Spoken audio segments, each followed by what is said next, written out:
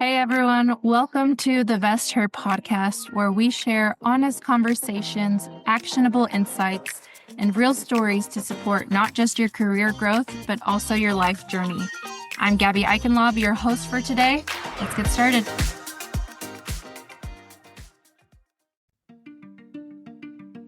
This month, we held a group session with Vest members on extractive practices, a topic of conversation that many of us have experienced but don't always know how to name right away.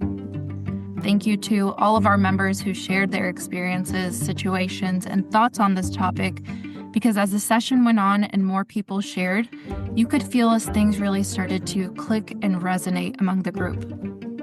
It's really easy to have experiences like these and feel very isolated throughout them because you may not have the language or the support around you to work through it. And sometimes you really do need that time to be able to process what even happened. That's also part of why it helps to name what we're actually talking about here. When we say extractive practices, we're talking about patterns where value, whether that's time, labor, knowledge, or resources, is taken from people or systems without fair recognition, compensation, or reinvestment. What makes this complicated is that these dynamics do not always look exploitative on the surface. In many cases, they're wrapped in praise or framed as opportunity. They're often folded into language around collaboration and leadership and service, or just being a great team player. Sometimes they look like visibility without real access, contribution without credit, or care work that becomes expected.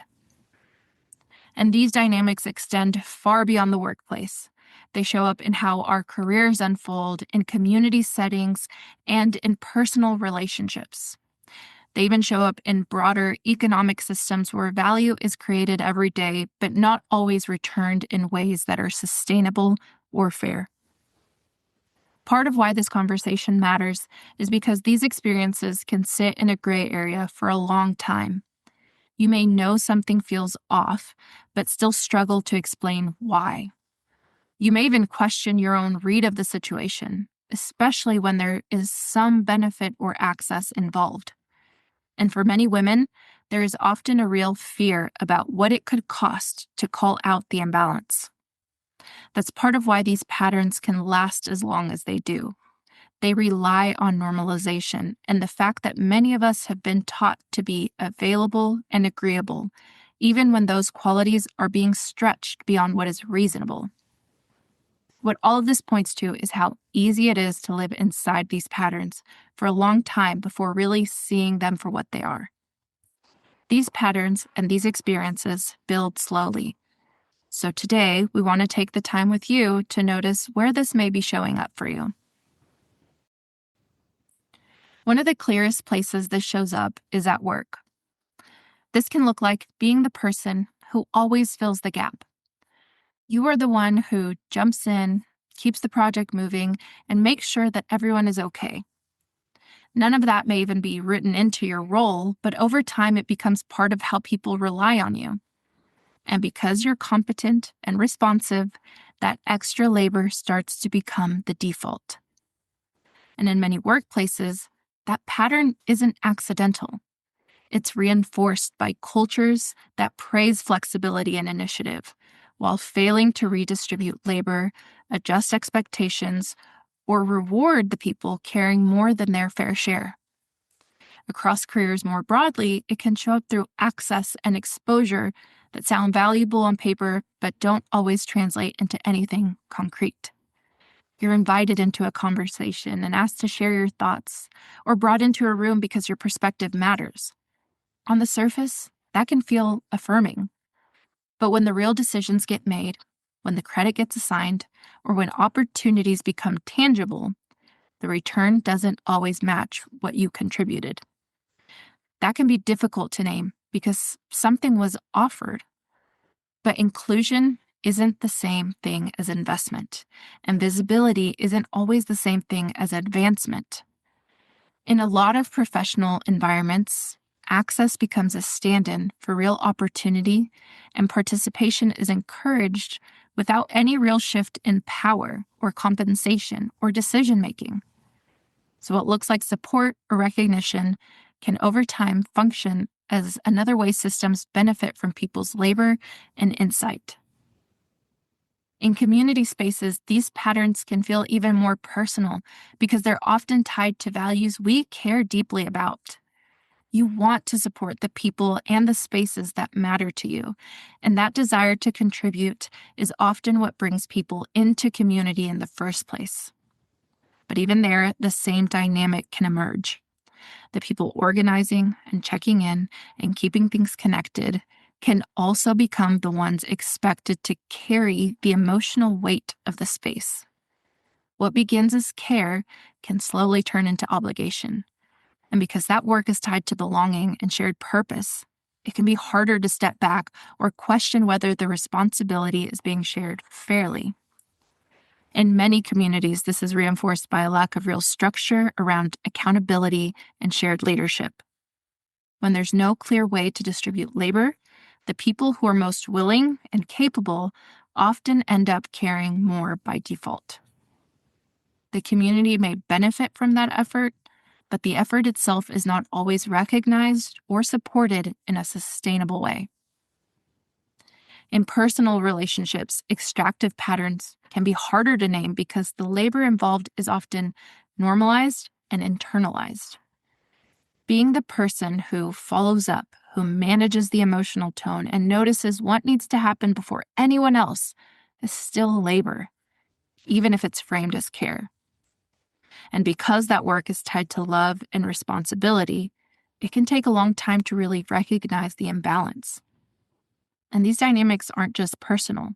They're reinforced by broader expectations that teach women to anticipate needs and hold relationships together and absorb the emotional labor as part of just being good partners and friends, daughters, mothers, or caregivers. So even in close relationships, what feels private is often shaped by larger systems that normalize that imbalance. Across all of these examples, what stands out is not only how much is being asked, but how quickly it can start to feel normal. Once the contribution becomes expected, the imbalance gets harder to recognize. That's one of the reasons women can spend so much time questioning themselves in these situations. A lot of us have been socialized to see our overextension as generosity and our exhaustion as commitment. And when something starts to feel imbalanced, there is often a second layer of calculation happening. If I call this out, will I be seen as difficult? If I pull back, will I lose trust? If I stop doing this, what will happen to the relationship, to the team, to the opportunity, or to the community? Those aren't imaginary concerns. There is real risk in speaking up. There's backlash and labels that are placed on us. There can be a cost to being the one who interrupts a pattern that other people benefit from. This is why this conversation is complicated, because recognizing a pattern doesn't always make it easier to respond to it. What's important to remember here is that the burden of changing these dynamics cannot sit on one person alone. And that's exactly why support matters more than people often acknowledge. These patterns are harder to sustain when people can compare notes and share language. And part of that is the relief of feeling understood. But it also does something more. It helps people recognize that what felt personal is often structural. This deconstruction does take people naming what they're seeing. But it also takes leaders being honest about the ways they benefit from people overextending, especially when that labor is not supported or compensated. It takes communities looking closely at who we are asking to carry the load. And it takes each of us building the language and confidence to advocate for ourselves, while also paying attention to where others may need support or backing. These experiences are not always easy to sort out in real time, and sometimes what helps most is having a little space to reflect without rushing yourself to an answer. So I want to leave you with a few prompts. You can write your thoughts down now or come back to this episode when you have time to really sit with what's been coming up for you. As you think through the different areas that we've talked about, whether that's your workplace, your career, your community, your relationships, and the systems that surround you, start with this. Where have you started to notice a pattern that feels one-sided or unsustainable? What is something that you've been carrying that may have started to just be expected of you? Where have you confused being needed with being valued? Where has access, praise, or inclusion been offered in place of real support or compensation? And then, maybe the most important question, what would it look like to respond differently the next time this comes up? If you sit with these questions and one situation comes to mind, stay there. Let yourself put language to what felt off. Sometimes the first step is simply being honest with yourself about what you've been carrying and what it has been costing you. Once you can see a pattern more clearly, you can start deciding what you no longer want to normalize. If you enjoyed the episode, share with a friend, and don't forget to leave us a review. And if you're ready to take your career to the next level, apply to become a VEST member and join our community of ambitious women eager to help you get there and stay there. Go to www.vesther.co to learn more.